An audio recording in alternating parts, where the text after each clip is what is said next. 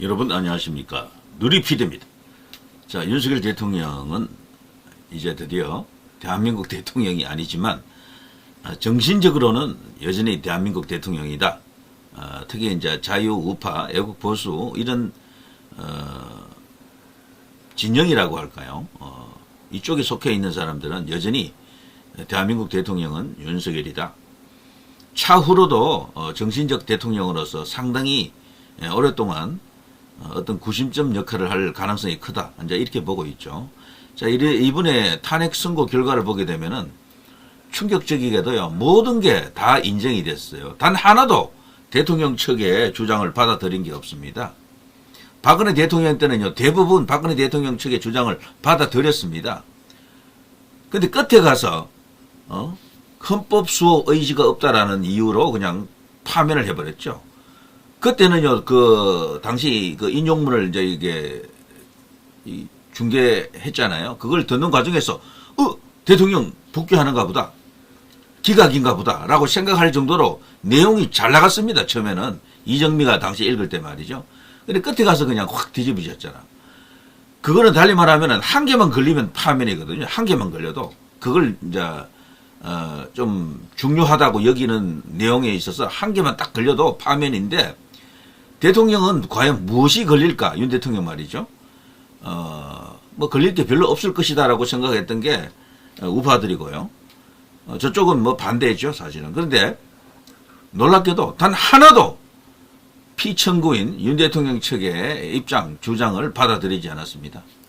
비상계엄 선포한 그 자체로도 8대0. 포고령 1호 아시죠? 포고령 1호. 이거 자체로도 전부 위헌이다. 국회 봉쇄 침입, 이것도 전부 위헌이다. 그러니까 홍장훈의 메모, 그걸 인정한 겁니다. 그 지령이 기억하는 글씨, 그걸 인정한 거예요. 그러니까 개판인 거지, 이게 완전히. 이걸 갖고 세계에 내놓고 대한민국은 민주공화국이다 이렇게 떠들고 있는 겁니다. 저들은 자신들이 대한민국 민주공화국을 지켰다 그러죠. 헌법을 지켰다 이러죠. 진짜 그렇습니까?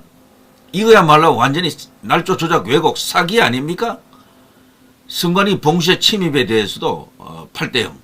주요 인사 체포 구금 지시, 여기 한동훈 체포 이야기도 들어있죠.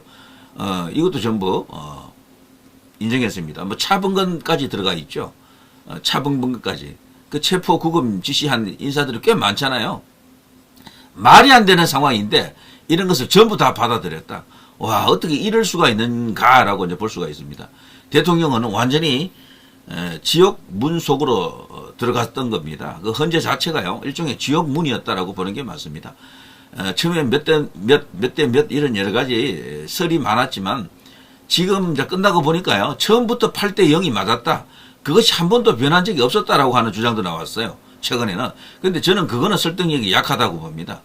그랬다면요, 그렇게까지 오랫동안 끌 이유가 없습니다. 문영배가 특히. 결국 이제 중간에 5대3이라고 하는 설이 유력했었는데 그게 맞을 겁니다. 저도 지금도 확신하고 있습니다. 이번에 국민의힘 안에서 그런 이야기가 나왔다 그러죠. 5대3이 맞았는데 정형식이 저쪽으로 가면서 인용 쪽으로 가면서 나머지 2명도 할 수 없이 따라갔다. 그래서 8대0이 되었다라고 하지 않습니까? 이게 유력할 겁니다. 그걸 비공개로 비보도 전제로 그 발언을 했다. 국회의원들이, 그래 국민의힘 의원들이 있는 데서 그 발언을 했다라고 하지 않습니까? 저도 그 방송을 어제 사실 했거든요. 정영식이 주심 재판관으로서 결정문을 초안을 작성할 권리가 있다. 원래 이제 그게 주심 재판관의 그 일이라고 하더라고요. 근데 주심 재판관이 그 결정문을 작성할 때 조건이 있습니다. 소수 의견에 속해 있으면 결정문을 작성 못해요. 소수 의견. 그래 달리 말하면은 탄핵 기각, 탄핵 각하 이런 쪽에 입장을 갖고 있으면 그 결정문을 작성하지 못합니다. 결정문 초안은 한 사람이 먼저 작성하는 거거든요. 근데 나중에 알고 보니까 정영식이 결정문을 작성하고 있다라는 게 알려졌잖아요. 이거는 달리 말하면은 정영식이 인정 쪽으로 가버린 거예요. 인정 쪽으로. 이게 결정타입니다. 그렇게 되자 조한창, 김복형도 마지못해 6대2가 되면요. 뭐 어쨌거나 이명이 뭐 이렇게 소수 의견으로서 이렇게 나타나기는 하겠지만 국민들을 또 이렇게 싸우게 만든다. 8대0 만들면 그래도 좀 낫지 않겠나. 뭐 이래서 한쪽으로 힘을 실어줬다. 뭐 이런 이야기들입니다. 틀리지 않을 겁니다. 자, 정말 뼈가 정말 아픕니다. 하늘이 무너져 내리는 그런 느낌도 듭니다만, 그러나 윤 대통령은 제가 볼 때 이것을 예상을 전혀 안 한 것은 아닐 것으로 봐요. 모든 것을 걸고 이번에 계엄령을 선포했고, 그 결과에 따라서는 이런 것까지도 고려했을 겁니다. 물론 이 탄핵 재판에서 이겨서 직무 복귀하고 난 뒤에 또 다른 플랜이 있었겠죠. 그런데 그 플랜은 일단 무산이 됐죠. 그렇지만 그 플랜 자체가 대한민국의 체제를 지키고 자유민주주의의 정신을 지키고, 지금 대한민국은요, 외국에서 볼 때는 그냥 자유민주주의 국가 이렇게 보지 않습니다. 반사회주의, 반자유민주, 이렇게 되어 있대요. 반반 국가로 지금 되어 있습니다. 미국에서도 그렇게 보고 있다라고 합니다. 민주당 쪽을 친중 사회주의 국가, 그리고 이쪽 이제 국민의힘 쪽을 친미 자유민주주의 국가 이렇게 보는 거죠. 이 두 세력이 지금 대결을 하고 있는 겁니다. 종북 혹은 친북 이 세력들이 있죠. 북한 이슈는요, 과거에는 아주 무거운 이슈 중에 한 개였는데, 지금은 이 중국 이슈 때문에 북한 이슈는 B급이에요. A급이 아닙니다. 현재로서는. 전부 중국 이슈가 가장 거대한 영향력을 행사한다. 이렇게 볼 수가 있겠죠. 자, 믿었던 삼인, 니들이 이럴 수가, 니들이 대통령 목에 칼을 겨누고 결국은 그 짓을 했다. 이것을 지금 도저히 받아들일 수 없는 애국 우파들이 지금 분노하고 있죠. 자, 전한길 강사, 거기에 지금 분노가 지금 하늘에 닿고 있습니다. 막 울고 막 그랬죠. 윤파면에 전한길 책상 쾅. 도저히 받아들일 수 없다. 어떻게 나라가 이런 식이냐. 전한길 강사는 역사를 전공했기 때문에요. 지금 민주당으로 대표되는 저 세력을 일러서 수구 세력, 훈구파로 보더라고요. 훈구파. 오히려 국민의힘 쪽이 더 진보적이다라고 보는 거죠. 뭐 진취적이고 발전적이고 개방적이고 글로벌한 것은 국민의힘 쪽이지 저쪽이 아니다라는 거죠.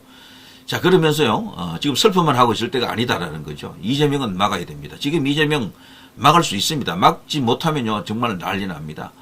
친중의 거두가 될지, 종북의 거두가 될지, 그것은 우리가 짐작하고 있잖아요. 그리고 이재명은 자기 스스로도 과거에도 벌써 그런 발언을 여러 번 했죠. 권력 행사는 잔인하게 해야 됩니다. 그때 이 문재인을 겨냥한 거거든요. 그거 사실은. 문재인 권력 행사가 약하다라고 보는 거예요. 우리가 볼 때는 문재인도 거의 악마처럼 권력 행사했잖아요. 코로나 시절에도 벌써 일종의 계엄이잖아요. 그게 국민을 통제하는 수단으로서 계엄을 활용해, 코로나 전국을 또 활용을 했고, 그리고 5년 내내 이 자유우파 애국 보수 혹은 정적 이렇게 당시 이제 그쪽 박근혜 대통령과 연결된 어떤 그런 고위 정치인들, 공무원들 얼마나 많은 사람들이 감옥 갔습니까? 그야말로 조선시대로 치면 무호, 갑자, 을사, 김효 같은 그런 4대 사화에 버금갈 정도로 큰 사화가 있었죠.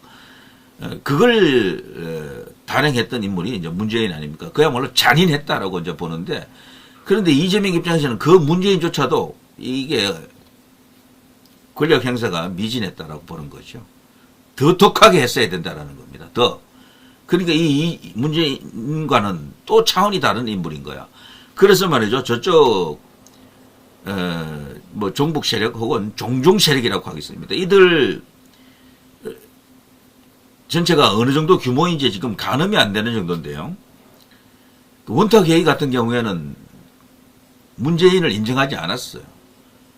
문재인이 임기가 이제 끝나갈 약 한 1년쯤 남겨놓고서는요, 문재인을 버려버렸습니다. 원탁회의에서. 좌파 진영에서 최대 그 어떤 권위라고 할까요? 이런 것을 갖고 있는 일종의 그 비공식 협의체, 그런 데 아닙니까? 거기서 결정하게 되면 그것을 그대로 따라간다라는 게 과거에 민주당 쪽, 혹은 저쪽 이제 좌익 쪽 그런 행태였는데요. 문재인을 인정을 안 했어요. 왜? 자신들이 해줄 것으로 기대했던, 자신들이 원래 문을 장미 대선을 통해서 대통령으로 만들고 국회까지 안겨주고 지방 권력까지 압도적으로 다 가져갔잖아요. 문이. 거기다가 코로나까지 있었단 말이죠. 못할 게 없는데 헌법 개정도 안 돼.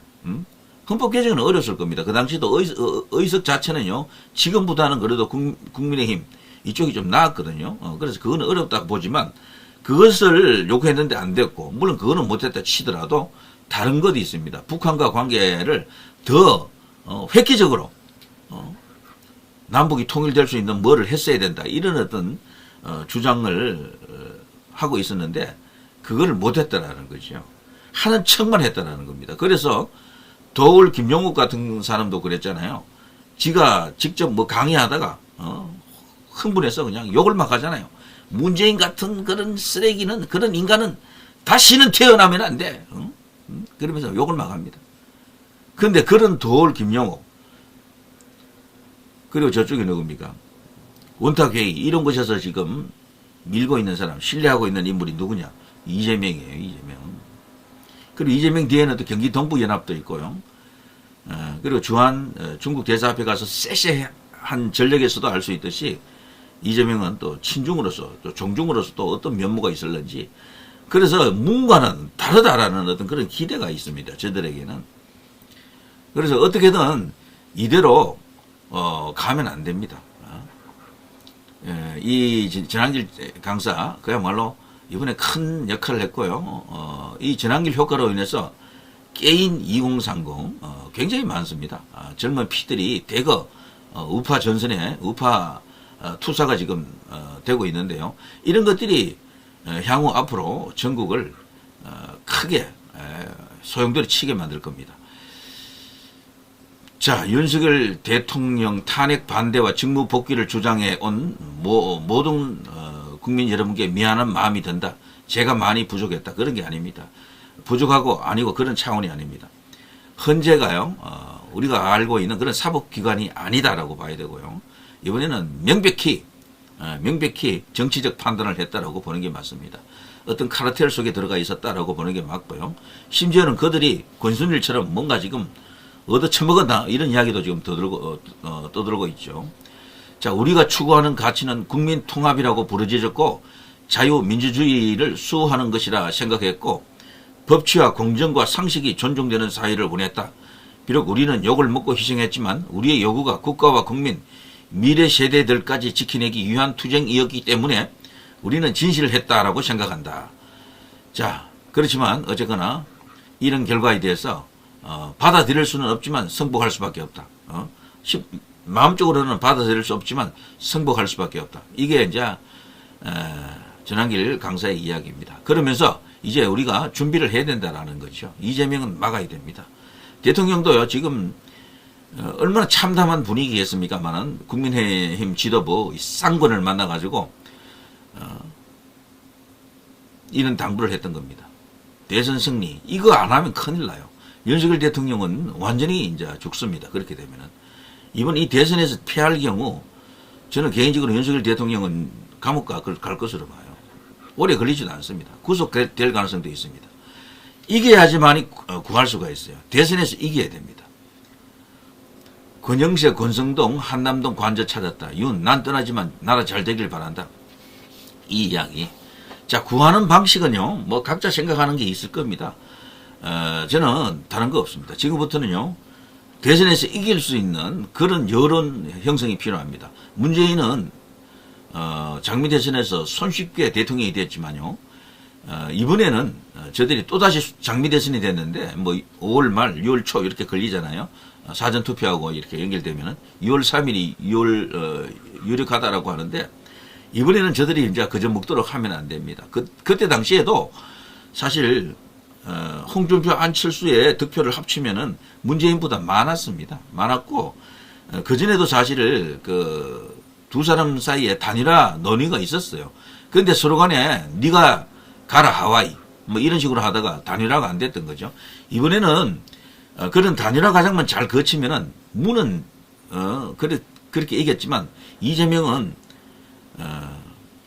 다 잡은 대선을 놓치는 수가 있습니다. 충분히 그렇게 될 수가 있습니다. 그렇게 되면은요, 윤석열 대통령이 이렇게 몸을 던진, 구국의 재단에 몸을 던진 게 빛을 보게 될 수도 있습니다. 이길 가능성이 있습니다. 일단은요, 이재명은 약점 많습니다. 호남에서 비토하는 그런 그룹들이 있고, 지금 2030들이 막 들고 일어났고, 이게 지금 보통이 아닙니다. 이들이 이재명을 심판하는 대의를 쓸 것이고, 그리고 한계, 확장성, 이런 것들이 분명한, 확장성의 한계가 분명한 이재명이기 때문에요. 이 소위 이제 상대 진영에서 잘만, 진용을 꾸리고, 단일화만 잘만 하게 되면 충분히 이길 수 있다라고 저는 그렇게 봅니다. 두 달이라고 하는 그 과정을 거치면서 민심이 또 요동칩니다. 그리고 위기를 느낀 범보수가 또 결집을 하고, 그리고 중도가 말이죠. 이재명을 마냥 좋게 보는 건 아니에요. 위험한 사람으로 보거든. 전과 사범이 아니라 앞으로 전과 10범이 될 수도 있다라고 보기 때문에 얼마든지 이 싸우면서 이길 수가 있는 겁니다. 그래서 이기는 쪽으로 가야 되고요. 윤 대통령이 누군가를 아마 선택할 가능성도 크다라고 하는데, 글쎄요. 그 사람이 누굴까요? 이왕이면은, 성산이 있는 사람에게 해야 되는 것이 맞고요.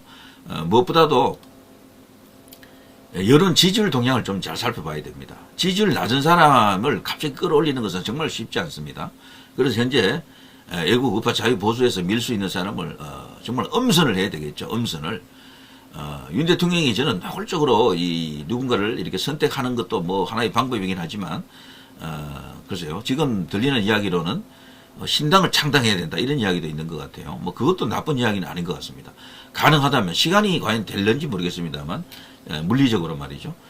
자, 국민의힘이냐 아니면 신당이냐, 이런 것도 지금 이야기가 되고 있고, 그리고 외곽에서 반 이재명 연대를 구축할 수 있는 인물 중에 누가 있느냐, 뭐 이낙연 같은 사람들도 포함될 수는 있겠죠. 자, 그런 시기면요, 충분히 해볼 수가 있는 겁니다. 싸움에서 이길 수가 있다라고 볼 수가 있겠죠. 자, 이재명을 막기 위해서는 반 이재명 연대, 이거면요 저는 50% 나온다고 보거든요. 자, 누리 PD 김준희였습니다.